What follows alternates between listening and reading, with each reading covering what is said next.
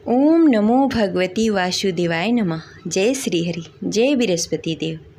प्रिय श्रोतागण, आज बृहस्पतिवार के दिन सुनेंगे बृहस्पतिवार संपूर्ण व्रत कथा। इस कथा को पठन तथा श्रवण मात्र से भक्त के सभी मनोकामनाएं पूर्ण होती हैं, घर में सुख समृद्धि का वास होता है। तो आइए पूरी श्रद्धा और भक्ति के साथ सुनते हैं बृहस्पतिवार संपूर्ण व्रत कथा। तो प्रेम से बोले गौरी पुत्र गणेश की जय। जय श्री हरि। पौराणिक कथा के अनुसार प्राचीन समय की बात है। भारतवर्ष में एक राजा राज्य करता था। वो बड़ा ही प्रतापी और दानी था। वह नित्य प्रति मंदिर में भगवत दर्शन करने के लिए जाता और ब्राह्मणों और गुरु की सेवा किया करता। उसके द्वार से कोई भी याचक निराश होकर नहीं लौटता। वह प्रत्येक गुरुवार को व्रत रखता एवं पूजन करता, गरीबों की सहायता करता। परंतु यह सब बातें उसकी रानी को बिल्कुल अच्छी नहीं लगती थी। वह न तो व्रत करती और न ही किसी को एक भी पैसा दान में देती थी। वह राजा से भी ऐसा करने को मना किया करती थी। एक समय की बात है, राजा शिकार खेलने के लिए वन को चले गए। घर पर रानी और दासी थी। उस समय गुरु बृहस्पति साधु का रूप धारण करके राजा के दरवाजे पर भिक्षा मांगने के लिए आए। साधु ने रानी से भिक्षा मांगी तो वह कहने लगी, हे साधु महाराज, मैं इस दान पुण्य से तंग आ गई हूँ। इस कार्य के लिए तो मेरे पति ही बहुत हैं। अब आप ऐसी कृपा करें कि सारा धन नष्ट हो जाए तथा मैं आराम से रह सकूं। साधु रूपी बृहस्पति देव ने कहा, हे देवी, तुम तो बड़ी ही विचित्र हो। संतान और धन से कोई दुखी नहीं होता, इसको सभी चाहते हैं। पापी भी धन और पुत्र की इच्छा करता है। अगर तुम्हारे पास धन अधिक है तो भूखे मनुष्यों को भोजन करवाओ, प्याव लगवाओ, ब्राह्मणों को दान दो, धर्मशाला बनवाओ, कुआं, तालाब, बावड़ी, बाग, बगीचे आदि का निर्माण कराओ तथा निर्धन कुंवारी कन्याओं का विवाह करवाओ। साथ ही यज्ञ करो। इस प्रकार के कर्मों से आपके कुल का और आपका नाम परलोक में भी सार्थक होगा एवं तुम्हें स्वर्ग की प्राप्ति होगी। परंतु रानी साधु की इन बातों से खुश नहीं हुई। उसने कहा, हे साधु महाराज, मुझे ऐसी धन की आवश्यकता नहीं है जिसे मैं अन्य लोगों को दान में देती फिरूं, जिसको रखने और संभालने में भी मेरा सारा वक्त निकल जाए। साधु ने कहा, हे देवी, यदि तुम्हारी ऐसी ही इच्छा है तो जैसा मैं तुम्हें बताता हूँ वैसा करना। बृहस्पतिवार के दिन आंगन को गोबर से लीपना और अपने केसों को पीली मिट्टी से धोना। केसों को धोते समय स्नान करना। राजा से कहना कि वो हजामत कराए। भोजन में मांस मदिरा खाना, कपड़े धोबी को धोने के लिए देना। इस प्रकार 7 बृहस्पतिवार को करने से तुम्हारा सारा धन नष्ट हो जाएगा। यह कहकर साधु महाराज रूपी बृहस्पति देव अंतर ध्यान हो गए।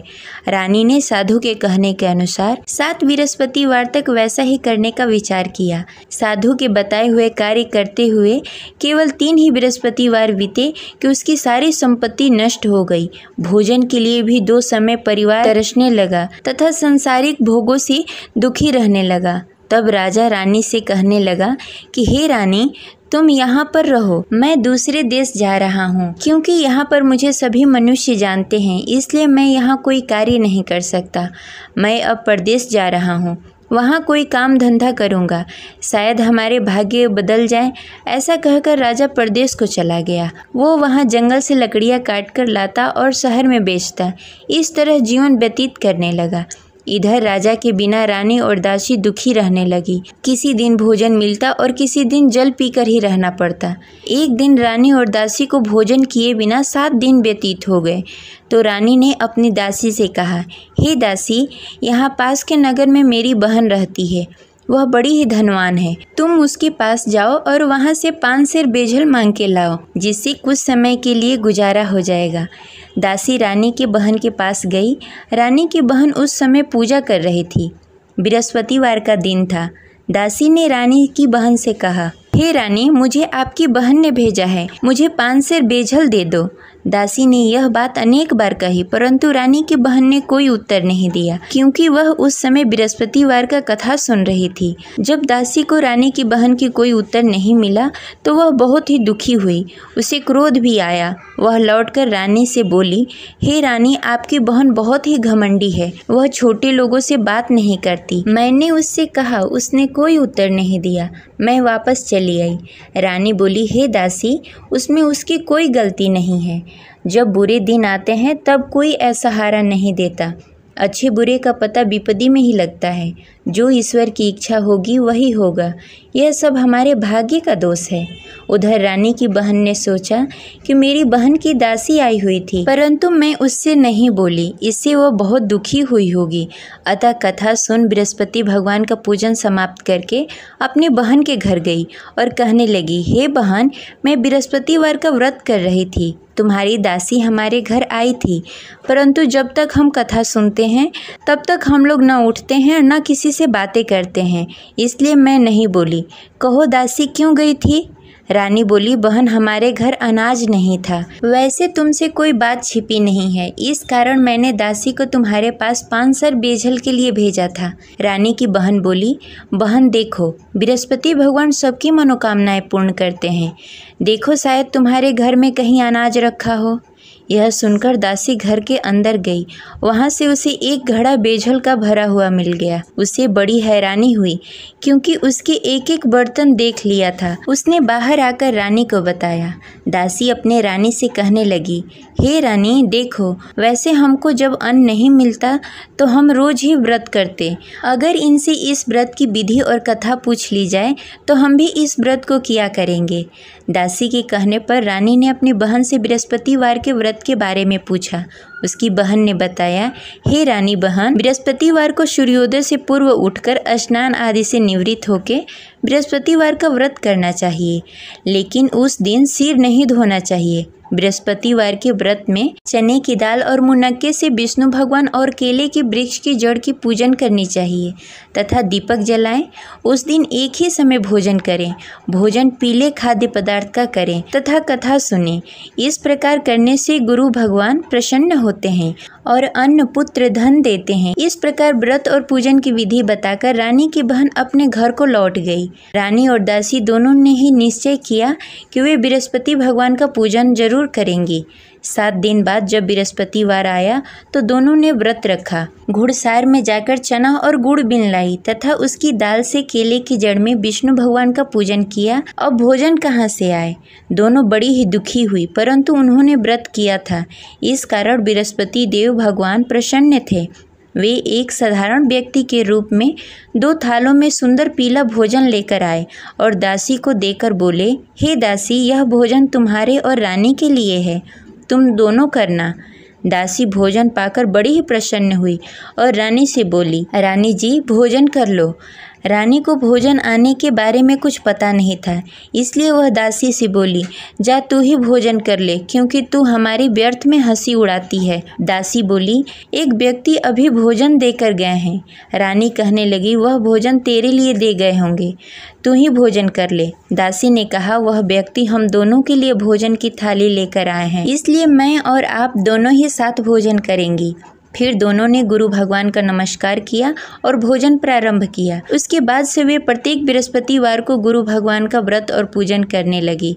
बृहस्पति भगवान की कृपा से उसके पास धन हो गया, परंतु रानी फिर पहले की तरह आलस्य करने लगी। तब दासी बोली, देखो रानी, तुम पहले भी इस प्रकार का आलस करती थी। तुम्हें धन को रखने में कष्ट होता था, इस कारण सभी धन नष्ट हो गए। अब गुरु भगवान की कृपा से धन मिला है तो फिर तुम्हें आलस्य होता है। बड़ी मुसीबतों के बाद हमने यह धन पाया है, इसलिए हमें दान पुण्य करना चाहिए। तुम भूखे मनुष्यों को भोजन कराओ, प्याव लगवाओ, ब्राह्मणों को दान दो, कुआं, तालाब, बावड़ी आदि का निर्माण कराओ, मंदिर पाठशाला बनवाओ, दान दो, कुंवारी कन्याओं का विवाह करवाओ। धन को शुभ कार्यों में खर्च करो, जिससे तुम्हारे कुल और यश बढ़े तथा स्वर्ग की प्राप्ति हो और पितृ प्रसन्न हो। दासी की इन बातों को मानकर रानी ने इसी प्रकार का कार्य करना प्रारंभ कर दिया, जिससे उसका काफ़ी यश फैलने लगा। एक दिन रानी और दासी आपस में विचार करने लगी, न जाने राजा किस दशा में होंगे, उनकी कोई खोज खबर नहीं है। गुरु भगवान से उन्होंने प्रार्थना की और भगवान ने रात्रि में राजा को स्वप्न में कहा, हे राजा, उठ, तेरी रानी तुझे याद करती है, अब अपने देश को लौट जा। राजा प्रातःकाल उठकर जंगल से लकड़ियाँ काटकर लाने के लिए जंगल की ओर चल पड़ा। जंगल में गुजरते हुए वह सोचने लगा, रानी की गलती से कितने दुख भोगने पड़े। राजपाट छोड़कर जंगल में आकर रहना पड़ा। जंगल में लकड़ियां काटकर उन्हें बेचकर गुजारा करना पड़ा। उसी समय उस जंगल में बृहस्पति देव साधु के रूप में प्रकट हुए और राजा से पूछने लगे, हे लकड़हारे, तू इस सुनसान जंगल में किस चिंता में बैठा है, मुझे बताओ। यह सुनकर राजा के नेत्रों में जल भर आया और साधु की वंदना कर बोला, हे प्रभु, आप सब कुछ जानते हैं। इतना कहकर राजा ने साधु को अपनी संपूर्ण कहानी सुनाई। महात्मा तो स्वभाव से ही दयालु होते हैं। वे राजा से बोले, हे राजा, तुम्हारी रानी ने बृहस्पति देव के प्रति अपराध किया था, जिसके कारण तुम्हारी यह दशा हुई। अब तुम किसी प्रकार की चिंता मत करो, भगवान तुम्हें पहले से भी अधिक धन देंगे। देखो, तुम्हारी पत्नी ने बृहस्पतिवार का व्रत करना प्रारंभ कर दिया है। अब तुम भी बृहस्पतिवार के दिन व्रत रखो। चने की दाल और गुड़ जल के लोटे में डालकर केले के पत्ते में विष्णु भगवान का पूजन करो। फिर कथा कहो या सुनो, भगवान तुम्हारी सब मनोकामनाएं पूर्ण करेंगे। साधु को प्रसन्न देखकर राजा बोला, हे प्रभु, मुझे लकड़ी बेचकर इतना पैसा भी नहीं बचता जिससे भोजन करने के उपरांत कुछ बचा सकूं। मैंने रात्रि में अपनी रानी को व्याकुल देखा। मेरे पास कोई साधन नहीं जिससे समाचार जान सकूं। फिर मैं बृहस्पतिवार की कौन सी कहानी कहूं या सुनूं, मुझको तो कुछ भी मालूम नहीं है। साधु ने कहा, हे राजा, तुम किसी बात की चिंता मत करो। बृहस्पतिवार के दिन तुम रोजाना की तरह लकड़ियां लेकर शहर जाओ। तुम्हें रोज से दुगना धन प्राप्त होगा, जिससे तुम भली भांति भोजन कर लोगे तथा बृहस्पति देव की पूजा सामग्री भी लेकर आओगे। बृहस्पति देव की कथा इस प्रकार है। प्राचीन काल में एक बहुत ही निर्धन ब्राह्मण था। उसके घर में कोई संतान नहीं थी। वह नित्य प्रति पूजा पाठ करता, परंतु उसकी स्त्री बहुत ही मलिनता के साथ रहती। वह न स्नान करती, न ही किसी देवता का पूजन करती। प्रातःकाल उठते ही सर्वप्रथम भोजन करती, बाद में कोई अन्य कार्य करती। ब्राह्मण देवता बहुत ही दुखी रहते थे। पत्नी को बहुत समझाते, किंतु उसका कोई परिणाम नहीं निकलता। भगवान की अनुकंपा से एक समय ब्राह्मण की पत्नी गर्भवती हुई और 10वें महीने एक सुंदर कन्या को जन्म दिया। निर्धन ब्राह्मण कन्या के जन्म से बहुत दुखी हुआ। धीरे धीरे ब्राह्मण की कन्या बड़ी होने लगी। बचपन से ही उस कन्या की रुचि भगवान विष्णु की पूजा में थी। वह प्रातः उठती, स्नान ध्यान करती, उसके बाद भगवान विष्णु की पूजा करती और मंदिर में जाती। बृहस्पतिवार को व्रत करके विधि विधान पूर्वक पूजा पाठ करती। पूजा पाठ के बाद वह पढ़ने के लिए पाठशाला जाती। घर से चलते समय वह मुट्ठी भर जौ साथ में लेकर जाती और पाठशाला के रास्ते में थोड़ी थोड़ी जौ गिराते जाती। जब पाठशाला से लौटकर आती, जौ के दाने सोने में बदल जाते। लड़की सभी सोने के दाने बीन लाती। एक दिन जब वह सोने के दानों को साफ कर रही थी, तो उसकी माँ ने कहा, बेटी, सोने के दाने साफ करने के लिए सोने का सूप भी होना चाहिए। अगले दिन बृहस्पतिवार था। उसने भगवान बृहस्पति देव की पूजा करते हुए प्रार्थना की, हे भगवान, यदि मैंने आपका व्रत विधि विधान से किया हो तो मुझे सोने का सूप दे दो।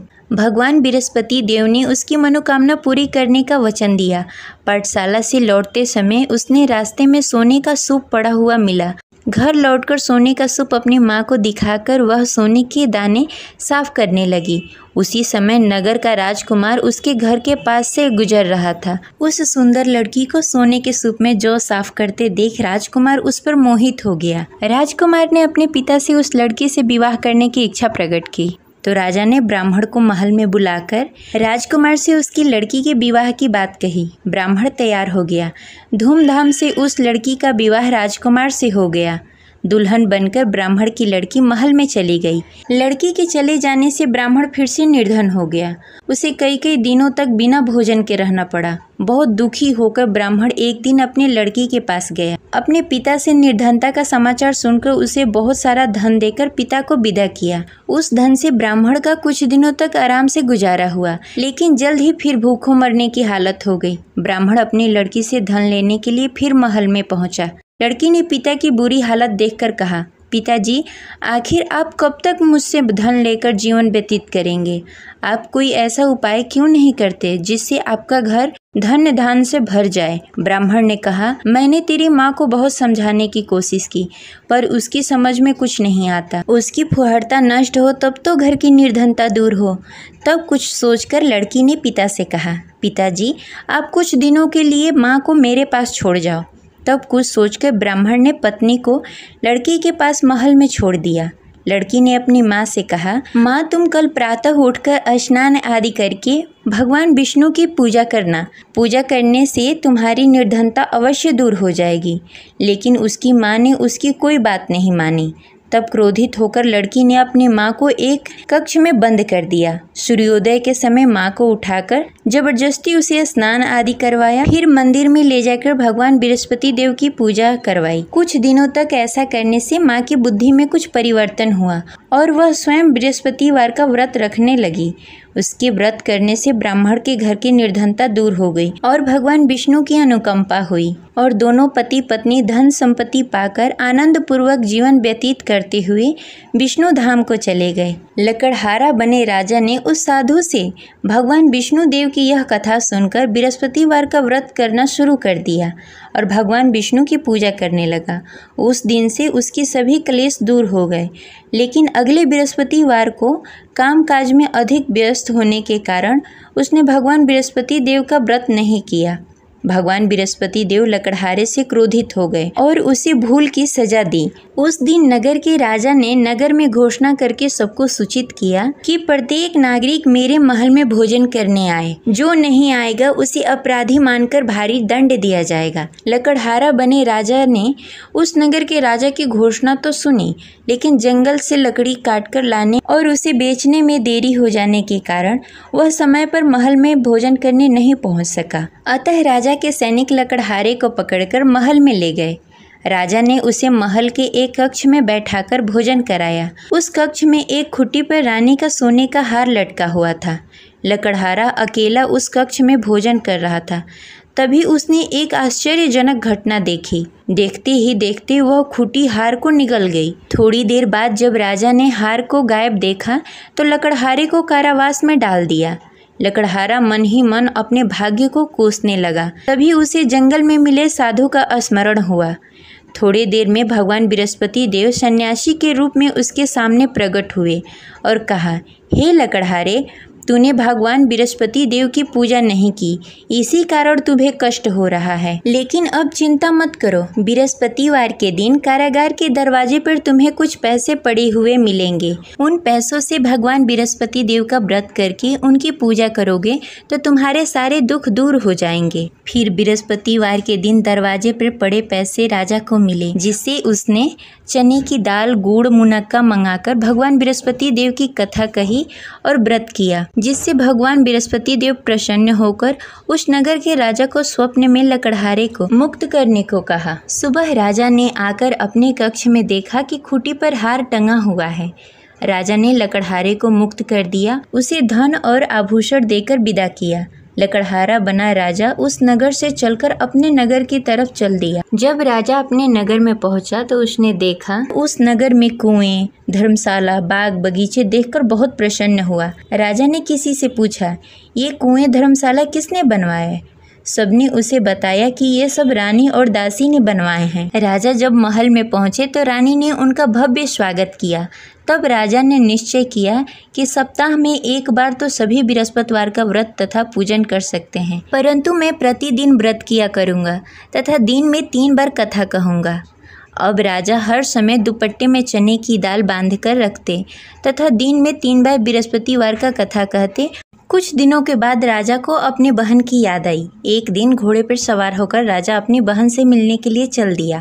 अभी राजा नगर के बाहर ही पहुंचा था कि उसने देखा कि कुछ लोग एक 100 को ले जा रहे हैं। राजा को स्मरण हुआ कि आज उसने किसी को बृहस्पतिवार का व्रत कथा नहीं सुनाया।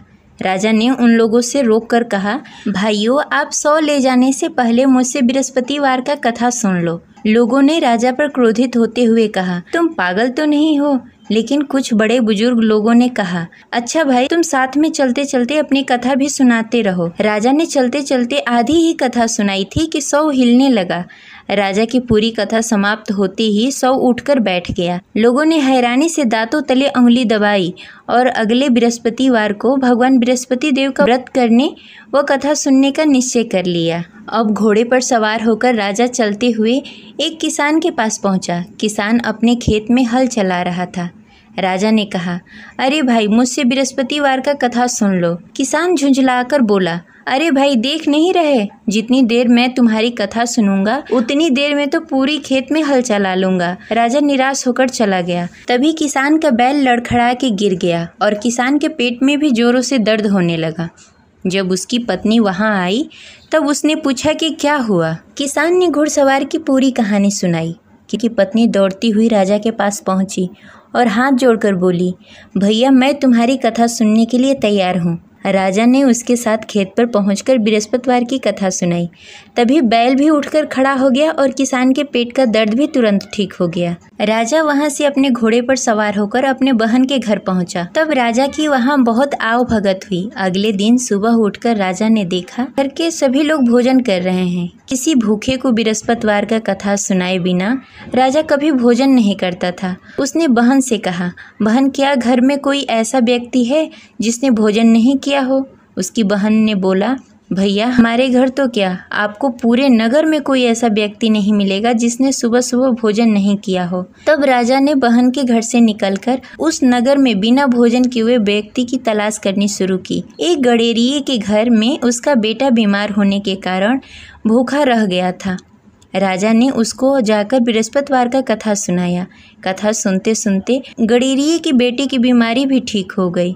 सबने राजा की बहुत प्रशंसा की। एक दिन राजा ने अपनी बहन से कहा, बहन अब हम अपने घर जाना चाहते हैं, तुम भी हमारे साथ चलो, कुछ दिन वहाँ रहकर लौट कर आना। राजा की बहन ने अपनी सास से पूछा तो सास ने ताने देते हुए कहा, बहू मायके जाना हो तो अकेली जाना, मेरे पोतों को लेकर नहीं जाना। तुम्हारे भाई की कोई संतान नहीं है, कहीं तुम्हारी भाभी मेरे पोतों को भी जादू टोना न कर दे। दूसरे कक्ष में बहन की सास की बातें सुनकर राजा दुखी मन से अकेले ही अपने नगर को लौट गया। रानी ने राजा से कहा, आप तो अपनी बहन को साथ लाने गए थे, फिर बहन को साथ क्यों नहीं लेकर आए? तब राजा ने दुखी होते हुए कहा, रानी हम निसंतान हैं, इसलिए कोई हमारे घर आना पसंद नहीं करता। रानी ने राजा को समझाते हुए कहा, मैं बृहस्पति देव ने सब कुछ दिया है, अब भगवान बृहस्पति देव हमें संतान भी अवश्य देंगे।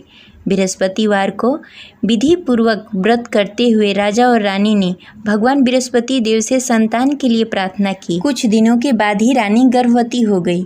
10वें महीने रानी ने एक सुंदर बालक को जन्म दिया। राजा रानी जीवन पर्यंत बृहस्पतिवार का व्रत करते रहे। उनके घर में धन धान्य की वर्षा होती रही। इस तरह अनंत पूरक जीवन यापन करते हुए राजा रानी भगवान बृहस्पति देव की अनुकंपा से मोक्ष को प्राप्त हो गए। बृहस्पतिवार को विधि पूर्वक व्रत करके जो स्त्री पुरुष भगवान विष्णु की पूजा करते हैं उनकी सभी मनोकामनाएं पूर्ण होती है। जय बृहस्पति देव।